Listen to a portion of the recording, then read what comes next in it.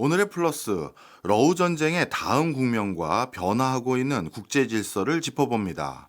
이문영 서울대 통일평화연구원 교수 모셨습니다. 어서 오세요. 네, 안녕하세요. 예, 교수님. 사실 러우 전쟁 트럼프 대통령이 나 빨리 종전시키겠다라고 했는데 종전도 아직 안 됐는데 트럼프 대통령은 또 다른 이슈들을 막 만들어내고 있어요. 예를 들어서 베네수엘라라든가 또 얼마 전에는 또 그린란드 문제를 다시 거론하기 시작했고요. 근데 이런 지역들의 공통점이 또 러시아와 지리적으로 가깝거나 또 러시아와 친한 국가들이지 않습니까? 네. 이게 뭐 같은 맥락에서 바라봐야 될 게 있을까요?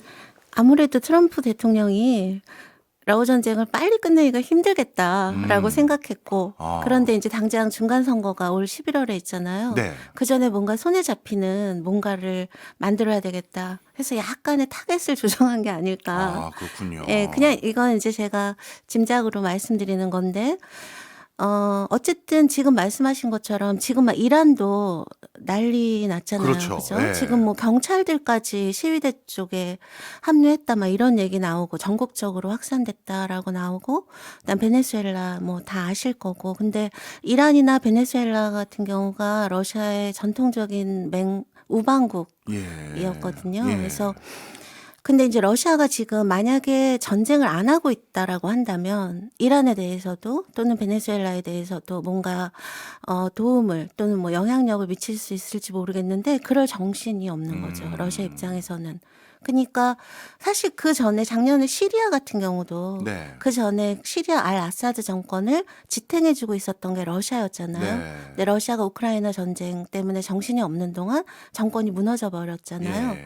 그랬을 때도 러시아가 해줄 수 있었던 건 알 아사드 망명을 음. 모스크바로 오게 해주는 정도였고, 지금도 보니까 하메네이가 만약 비상사태의 경우에는 모스크바로 망명을 간다라는 그 플랜 B가 세워져 있다, 뭐 이런 보도들이 나오거든요. 그렇군요.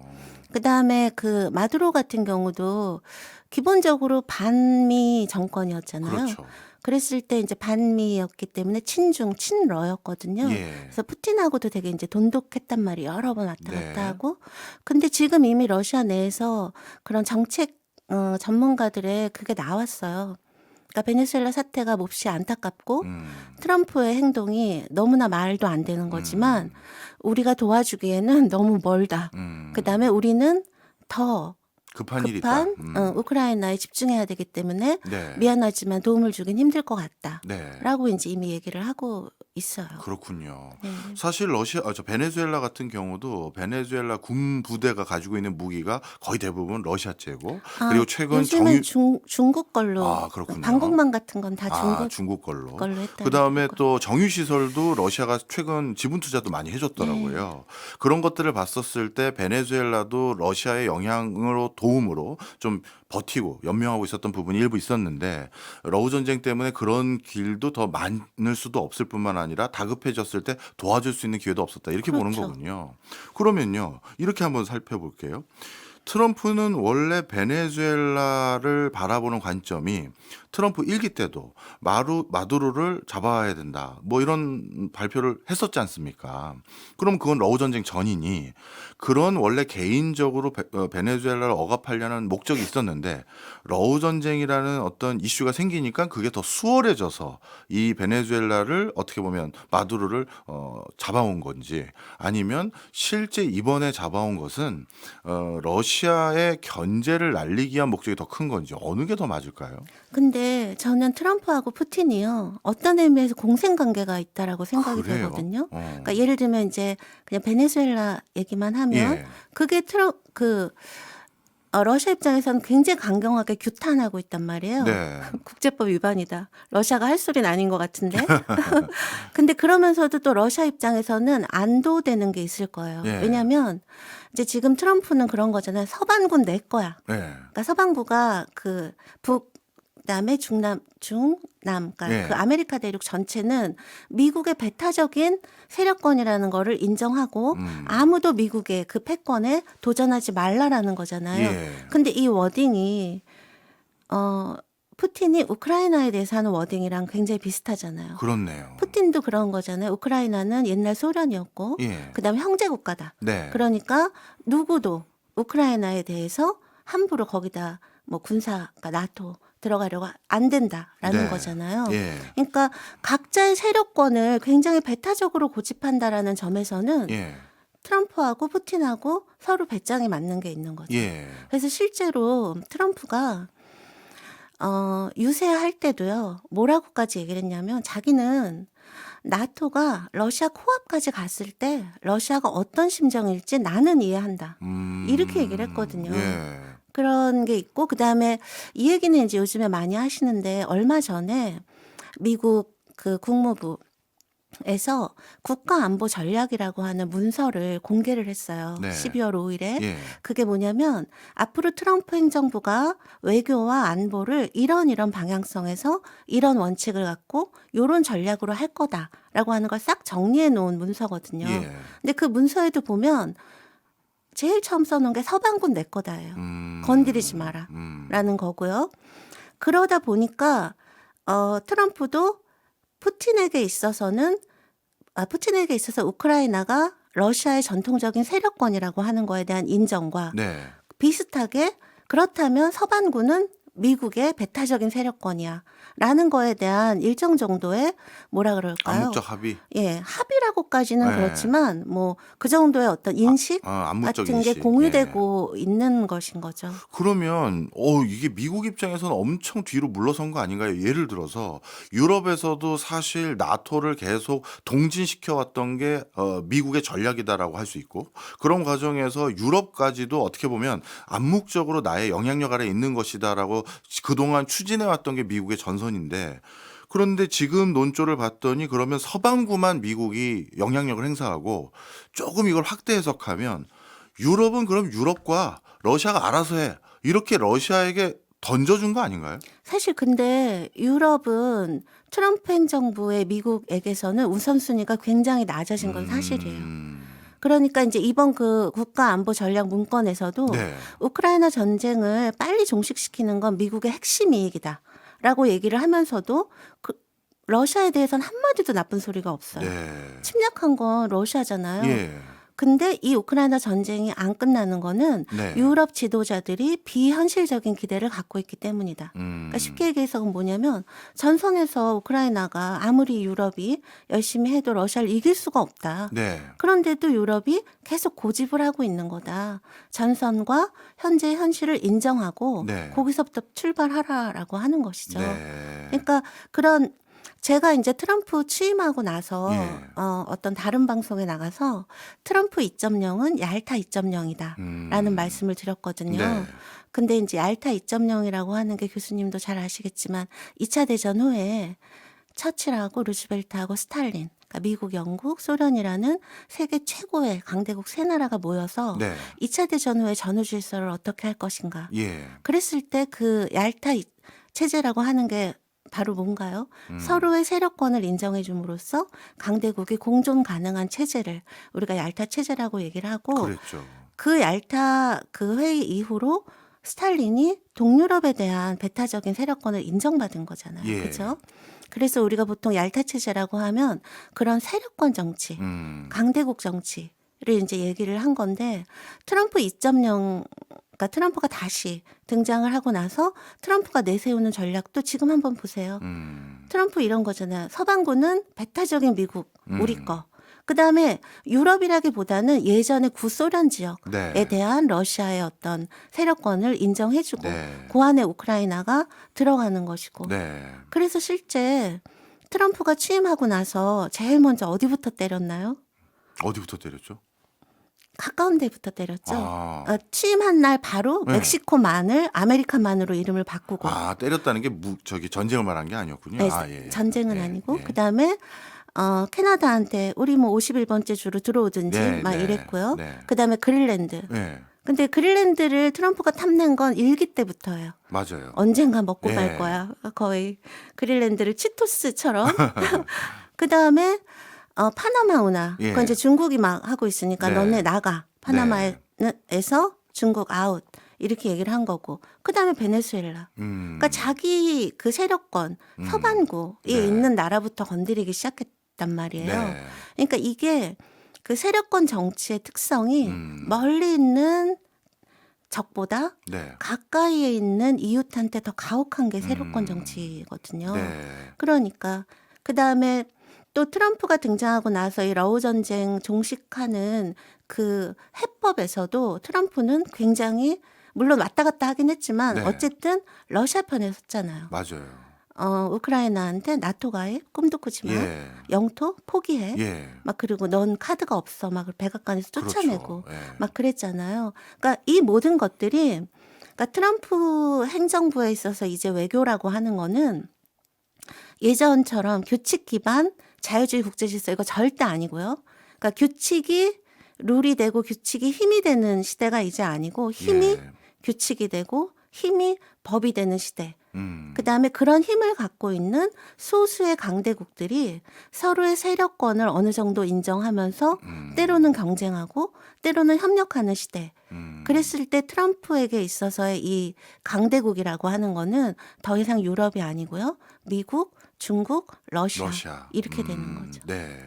자, 베네수엘라를 통해서 미국이 가지고 있는 서방구에 대한 인식과 전략 전술은 이제 이해를 했고요. 이제 자연스럽게 그린란드와 유럽으로 한번 가보겠습니다. 네네. 물론 어떤 국가 리더십의 속마음은 우리가 함부로 단정지을 수가 없죠. 그렇죠. 네. 그럼에도 불구하고 역사적인 어떤 예전의 히스토리들을 우리가 반추해 봤을 때 이런 경우들도 있거든요. 그 예를 들어서 실제 이게 굳이 내가 힘을 직접 사용하지 않더라도 전반적인 정세가 그들이 서로 소모전을 했을 때 오히려 내가 더 크게 이득을 볼 때도 있거든요. 그러면 실제 거기에 굉장히 내가 큰 의지가 있고 점유하고 싶은 마음이 있어도 그런 내색 안 하고 서로 힘 빠지게 지켜보고 있는 경우도 사실 많이 있었지 않습니까? 그럼 그런 관점에서요. 지금 유럽의 여러 국가 수반들이 우크라이나의 와 종전 그리고 뭔가 여기에 대해서 잠정적 휴전이든 뭐든 간에 이걸 했다가는 본인들 리더십에 너무 큰 스크래치가 날 것 같은 사람들도 있고 하니까 지리한 소모전이 계속될 거다. 미국에서 그렇게 예측하고 그 과정에서 나중에 오히려 유럽도 미국에 더 의존적인 구조 그리고 지금 유럽의 에너지가 러시아의 대부분의 시장이었는데 그걸 이제 미국 시장으로 완벽하게 탈바꿈하려면 저들 간의 반목을 더 깊이 만드는 게 더 고수의 전략이 아닐까. 그래서 유럽을 실제 관심 없는 게 아니라 훨씬 더 미국의 공고한 영역 아래 두려고 하는 행보 아닐까. 이런 해석은 어떻게 보세요? 근데 글쎄요. 그럴 만큼 그 트럼프의 외교에 있어서 예. 유럽의 우선순위가 그렇게 높은 것 높지가 같지는 않다. 않아요.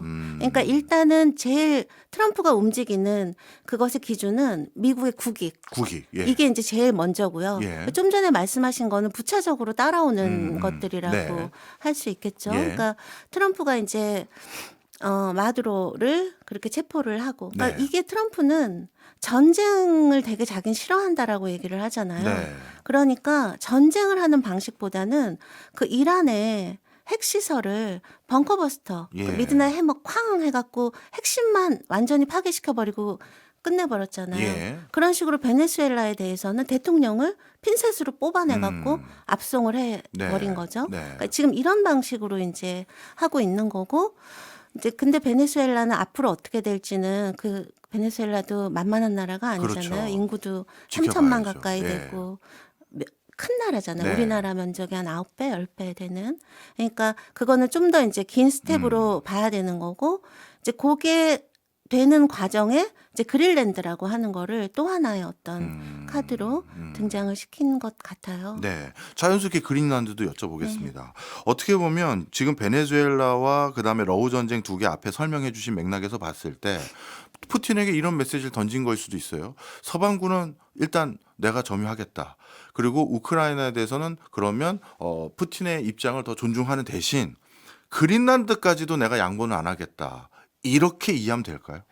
근데 그린란드는 러시아가 탐을 내지는 않았으니까요. 네. 뭐 러시아한테 양보하고 말고 이런 거보다는 네. 이제 제가 여러분들께 이제 지금 북극 지정학이 어떻게 돌아가는지를 좀 설명을 드리려고 하거든요. 네. 근데 이게 러시아의 문제, 그다음에 러시아와 미국과의 협력의 문제 또는 경쟁의 문제, 그다음에 좀 전에 말씀하신 것처럼 유럽의 균열 네. 또는 나토의 네. 미래 이런 거하고 다 이게 연결이 되어 있어요. 네. 그래서 제가 그 부분을 여러분들께 좀 설명을 설명을 해주시겠다. 드리려고 좋습니다. 하거든요. 예. 그러니까 우리 한국도 지금 이제 북극 항로 때문에 북극에 대해서 관심이 굉장히 많으신데 네.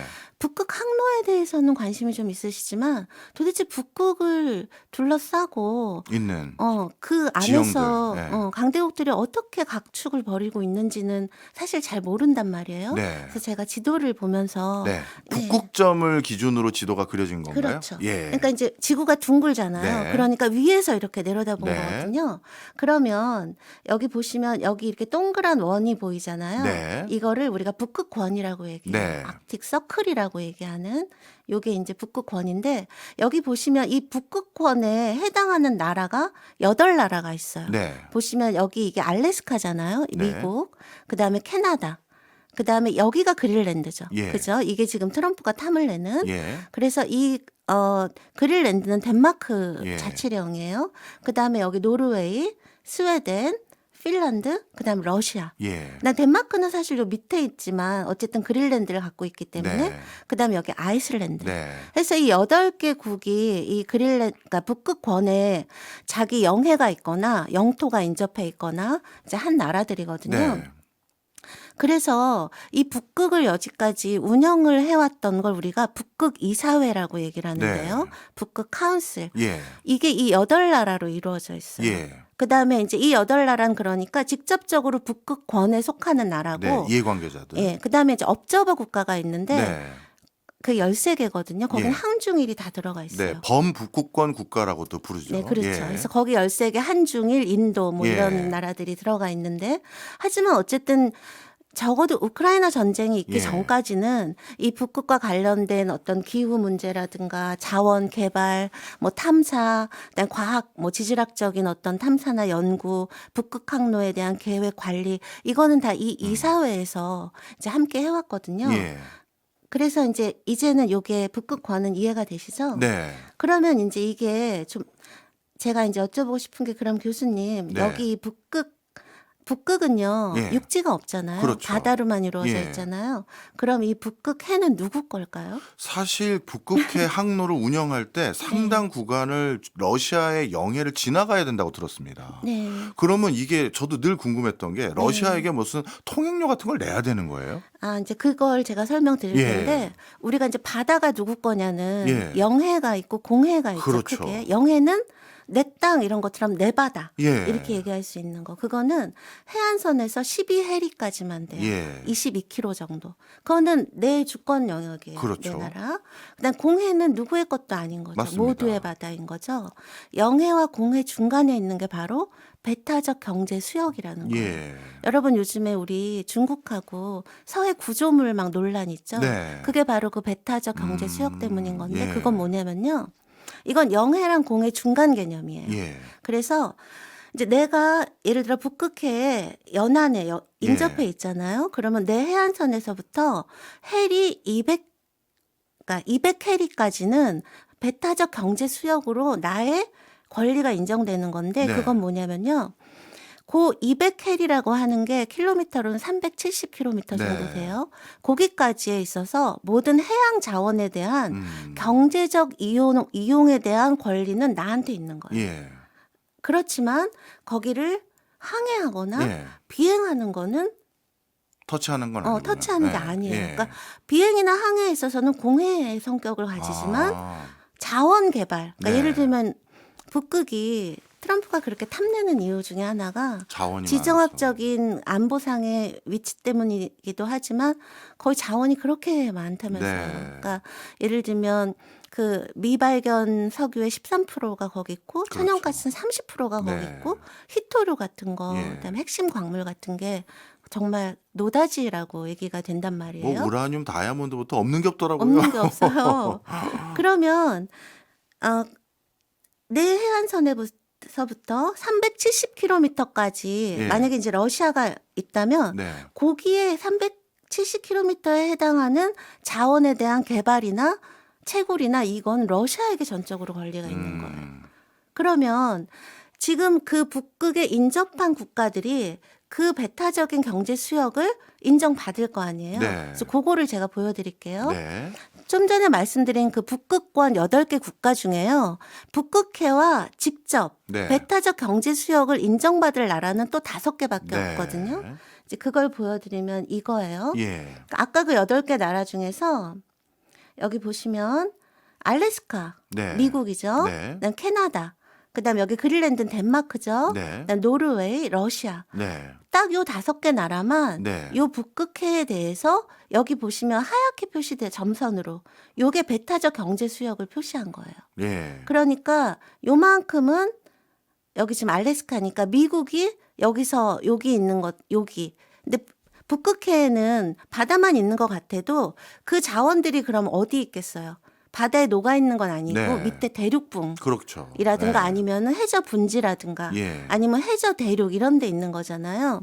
그게 370km 안에만 있으면 거기에 대한 이용권은 미국이 갖는 거예요. 여기는. 네. 근데 여기는 캐나다가 갖고 여기는 노르웨이가 갖고 이렇게 되는 거거든요. 네.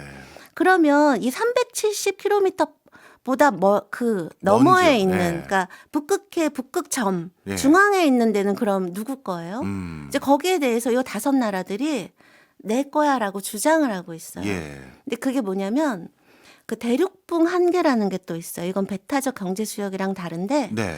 저 깊은 바다로 해서 예. 내 대륙이 예. 북극해에 있는 그 대륙붕이랑 연결이 돼 있으면 그 경우에는 350해리까지 네. 또 권리를 인정을 해줘요. 네. 근데 그거는 내가 과학적인 근거를 대야 돼요. 예. 내 대륙이 이어져 거기랑 있다. 연결돼 있다라는. 그렇게 되면 350해리까지 인정이 되는 거면 내가 그 자원을 개발할 수 있는 영역이 훨씬 넓어지잖아요. 예. 그래서 여기 제가 표시해 놓은 이게 다 각각 나라들이 나 여기까지 인정해줘라고 네. 영유권을 주장하고 있는 그런데 아직 국제적으로 인정은 안 된 곳이에요. 네. 보시면 이 노란 게 러시아가 막 주장하고 주장하는 있고 지역이고 여기 녹색이 미국이, 미국이 주장하는 그다음에 여기 뭐라 그 무슨 색이라 캐나다죠. 그 캐나다. 보라색. 예. 보라색이고요. 근데 여기 빛금으로 된 데가 예. 이 그린란드랑 연결되어 있어 이러면서 예. 덴마크가 예. 주장하고 있는데 이게 사실은 서로 지금 내 거야 이러고 막 싸우고 있는 부분이거든요. 네. 그렇게 돼서 만약에 서로가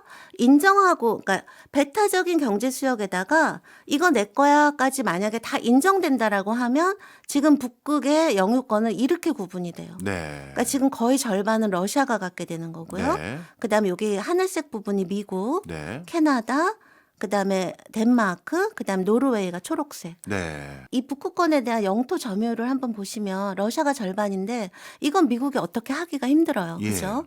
그런데 여기 보시면 캐나다하고 그린란드, 알래스카까지 합치게 되면요.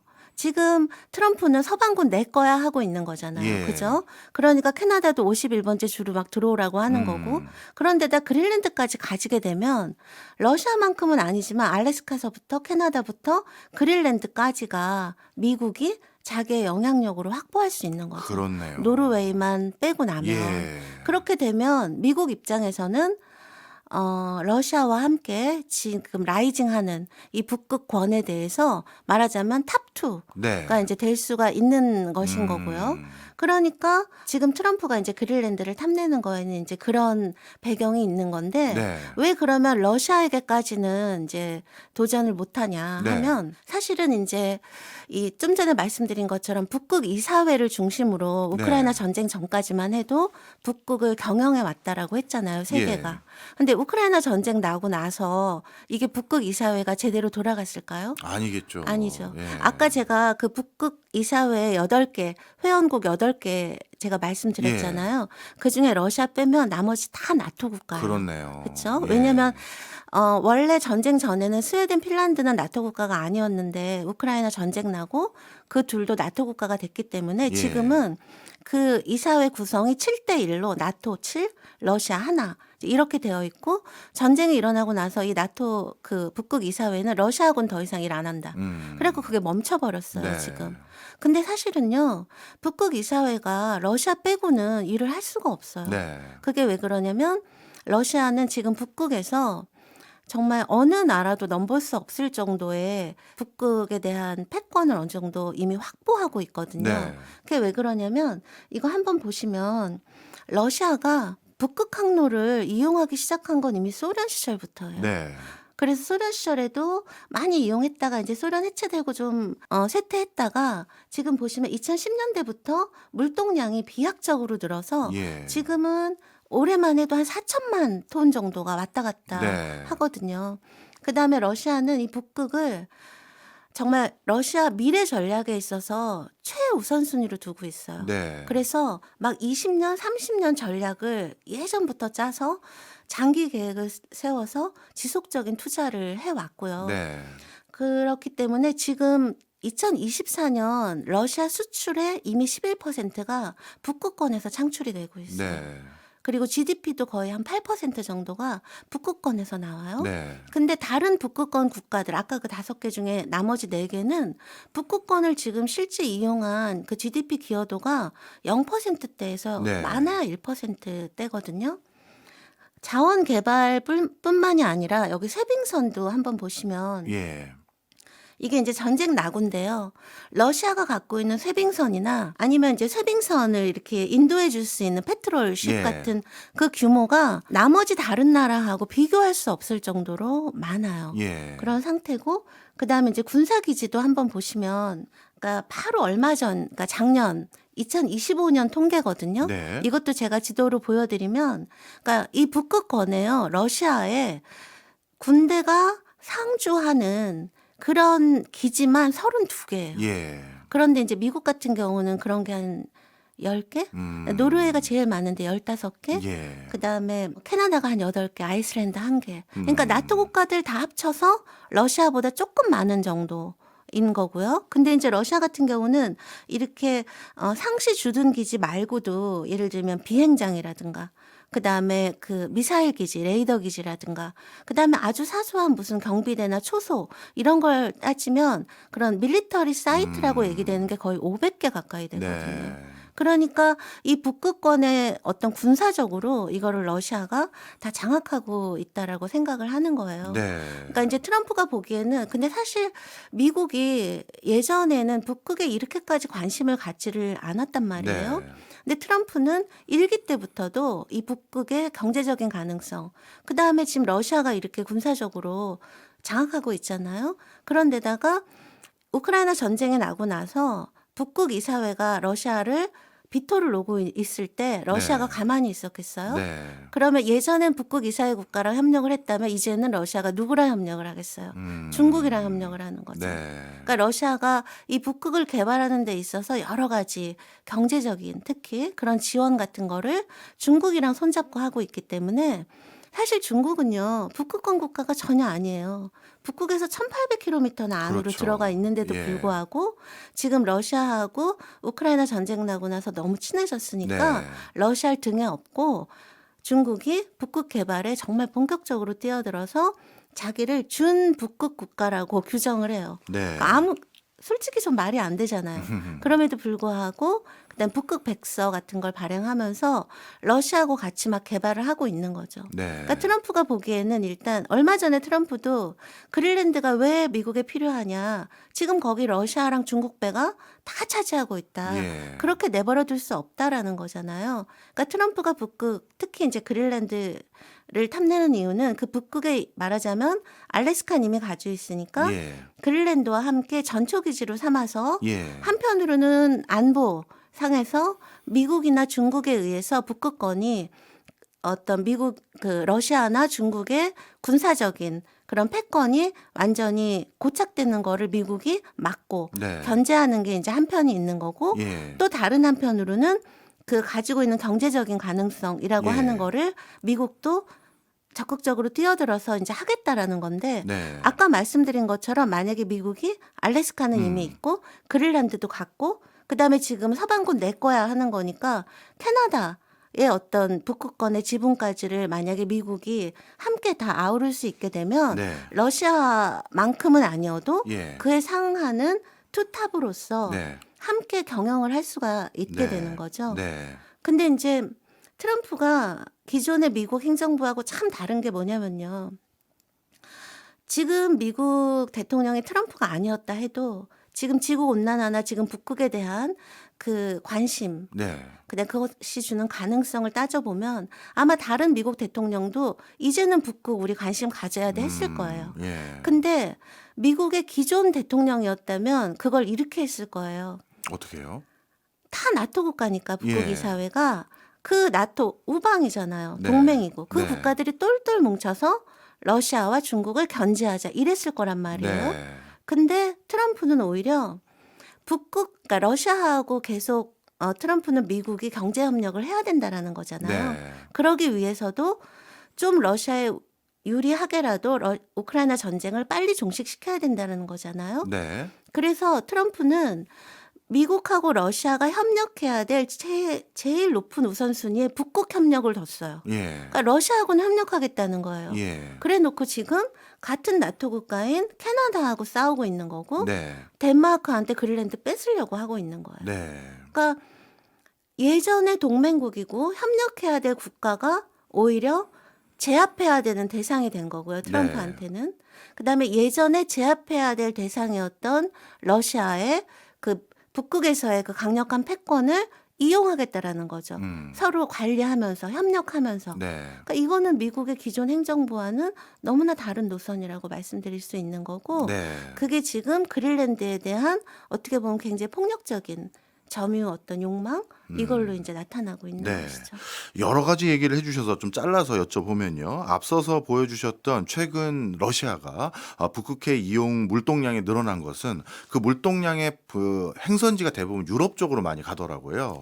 그런데 그런 과정에서 만약에 이 러우 전쟁 이후 유럽에서 에너지 수급을 러시아에 의존하지 않는다면 그러면 그 물동량도 굉장히 줄어들 가능성이 있는데 그렇게 되면 러시아 입장에서 기존에 투자했던 시설 투자에 대한 비용도 커지고 부담감도 커지는데 그것도 오히려 미국의 노림수가 아니냐 이렇게 생각하는 사람도 있던데 어떻게 보세요? 근데 그 물동량 많은 게 이제는 중국으로 가는데요. 네. 그래서 중국으로 가기 때문에 네. 그거는 그러면 중국 입장에선 저 북극해에 있었던 그 물동량이 중국으로 오려면 정말 크게 돌아와야 되는데 중국이 계속 그걸 수용을 해줄까요? 아니 근데 러시아를 통해서 오면 금방 오죠. 아, 바다로 가는 게 아니라 네. 그냥 파이프라인으로? 네. 아, 그렇게요. 네. 알겠습니다. 그러니까 오히려 이제 네. 그런 면이 있을까 나토 문제가 있을 것 같거든요. 네. 그러니까 예를 들면 이제 그 마두로를 그런 식으로 체포를 했을 때 영국, 프랑스가 미국 편 들었단 말이에요. 예.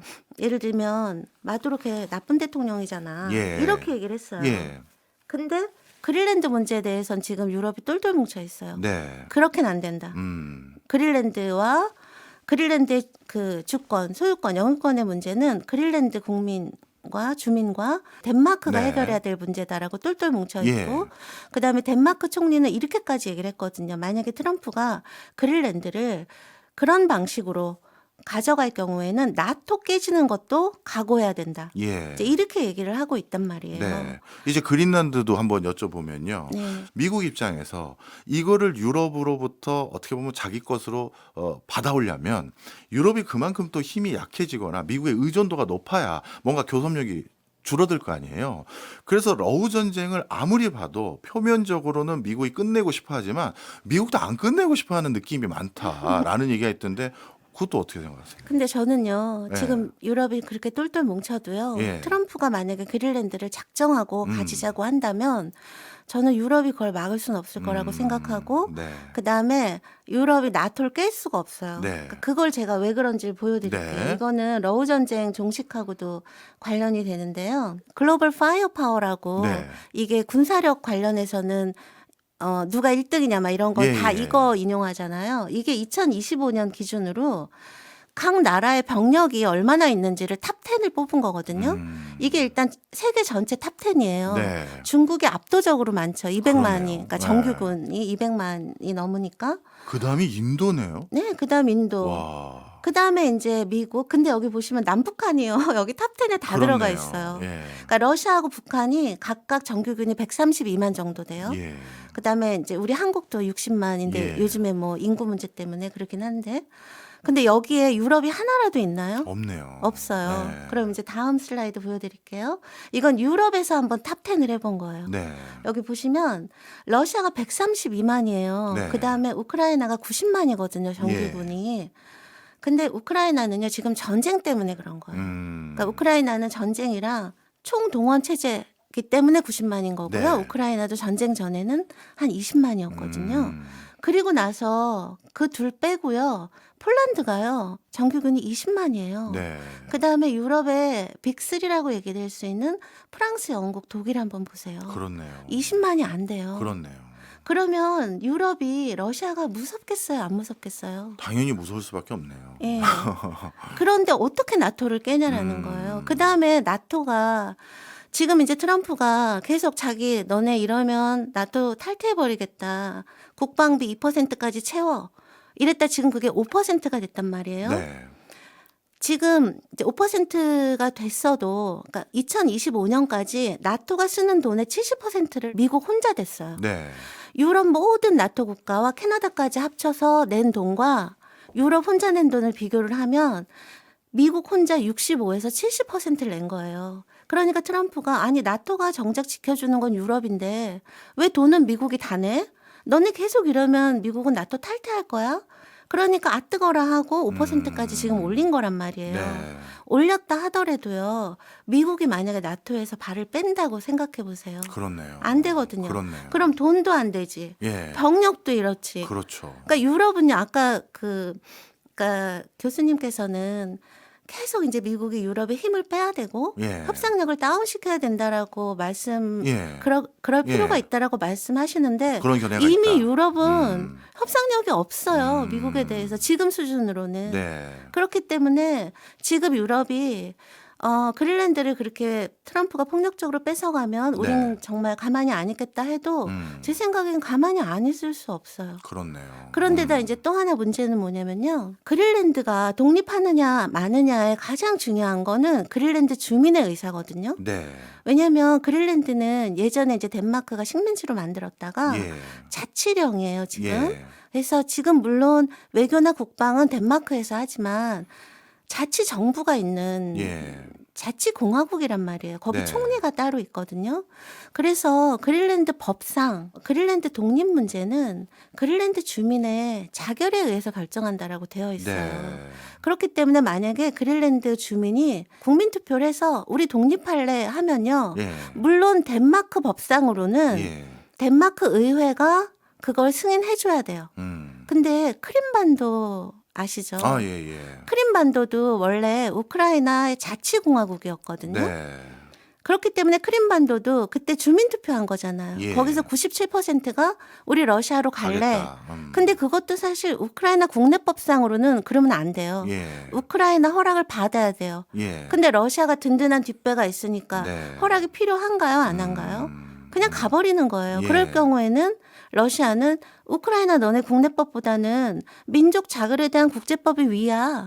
이러고 그냥 병합해 버리는 거거든요. 그렇겠네요. 그러면 만약에 그린란드에서 예. 주민투표를 해요. 예. 그래서 만약에 거기서 우리 미국으로 갈래라고 나와버리면 덴마크가 덴마크가 근데 만약에 마치 크림반도 뒤에 러시아가 있었듯이 그린란드 뒤에 미국이 딱 버티고 있으면 네. 그린란드 주민만 그렇게 투표를 해주면 덴마크는 아무 힘도 쓸 수가 없다라는 그러네요. 거죠. 지금 그린란드 주민들의 분위기는 어떻습니까? 그게 이제 바로 얼마 전에 예.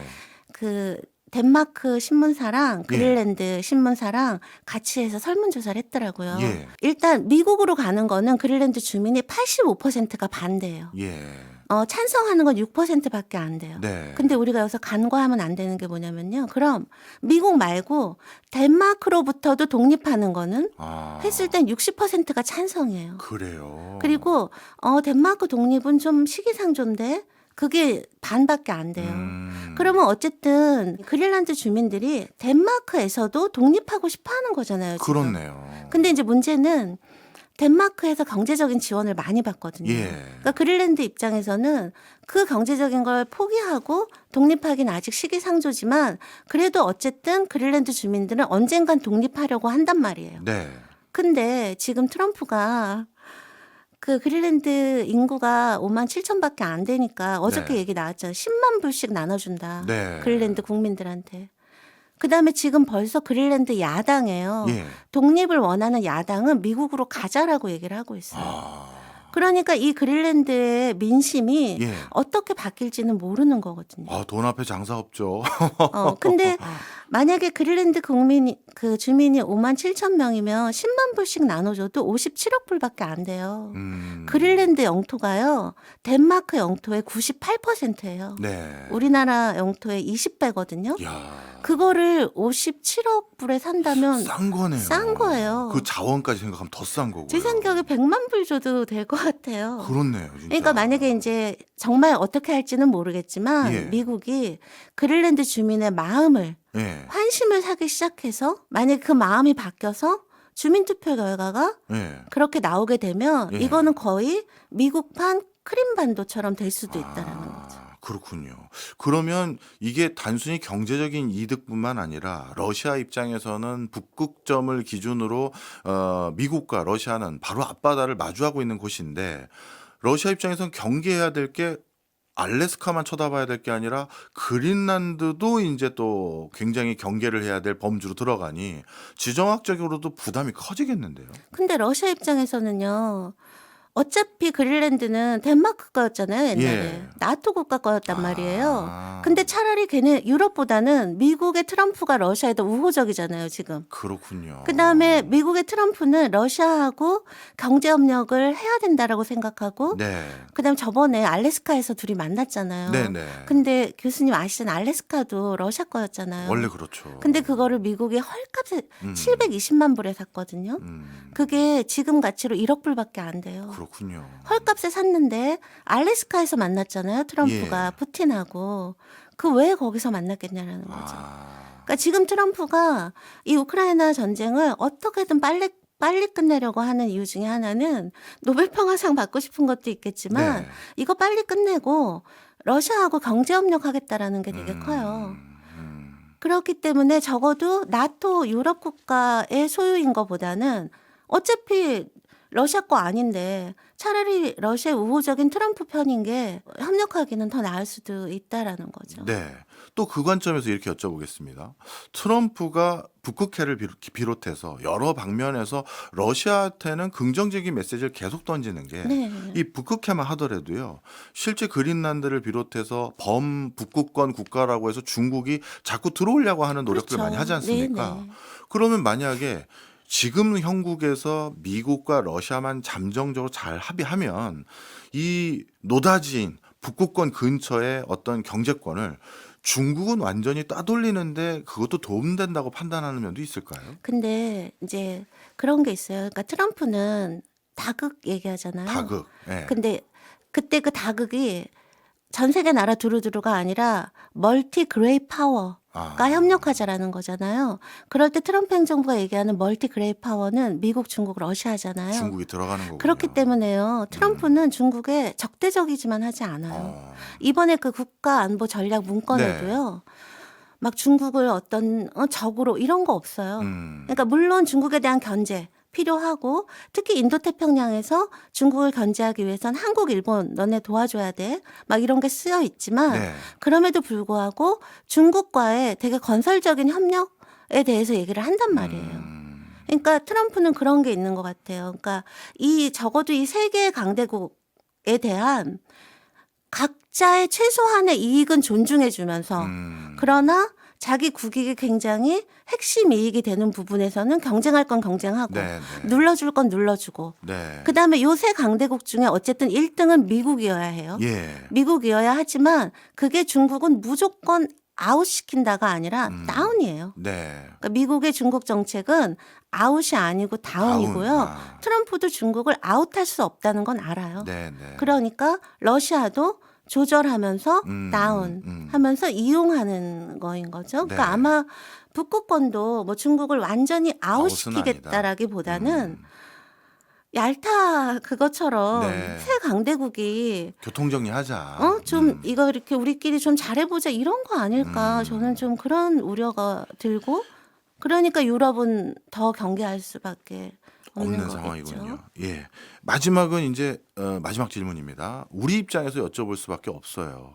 사실 북극권은 세계적인 강대국인 러시아, 미국 등등이 인접해 있기 때문에 북극권이라는 저 노다지 땅을 이용하는 국제적인 룰을 정할 때 북극권 국가 이사회를 중심으로 하겠다라고 룰을 세팅했는데 정작 반대편에 있는 남극은 공유자원으로 빠뜨려 버렸단 말이에요. 미국이나 러시아나 그다음에 영국이나 이런 강대국들이 워낙 먼 거리에 있으니 만약에 그 남극도 똑같은 룰로 적용하려면 호주나 뉴질랜드나 칠레나 이런 국가들이 거기를 활용할 수 있는 권한을 줬어야 되는데 쉽게 말해서 제가 여쭤보고 싶은 건 다들 본인들 이득대로 국제 룰을 지금 만들고 있는 형국이에요. 그렇죠. 그러면 우리나라도 지금 표면상 범북극권 국가로 포함은 되어 있으나 업저버 국가니까. 네, 옵저버 국가니까 우리가 이걸 그냥 지켜만 보고 있는 게 나은 건지. 아니죠. 그럼요. 우리가 물론 북극권 국가는 아니죠. 그죠? 네. 우리는 업저버일 네, 뿐이긴 하지만. 범북극권 국가. 예. 네. 근데 이제 그 북극 항로라고 하는 것이 만약에 정말로 활성화된다라고 한다면 네. 우리가요, 지정학적으로 그 위치를 다시 보여드려야 되나요? 그럼 가장 유리하다는 거죠? 네네. 예. 그러니까 우리가 아까 말씀드린 것처럼 북극권 국가는 아니지만 업저버 국가로서 북극의 개발이나 이런 거에 지정학적으로도 그러니까 예를 들면 러시아의 북극권의 항이 블라디보스톡에서 출발한다라고 하게 되면 예. 그러면 그게 좀 더 아래쪽으로 내려와서 중국이나 일본이나 우리나라 함께 할 수 있는 건 부산 아. 항이나 상해 뭐 이렇게 되는 거잖아요. 예, 예. 그러니까 우리도 얼마든지 그 북극 항로의 루트 안에 어떤 거점으로서의 역할을 할 수 있는 거군요. 역할을 할 수는 있는 건데 예. 근데 이제 말씀드렸듯이 북극권 연안의 53%가 러시아 연안이고요. 예. 그다음에 북극 항로는 90%가 러시아 예. 그 연안이란 말이에요. 예.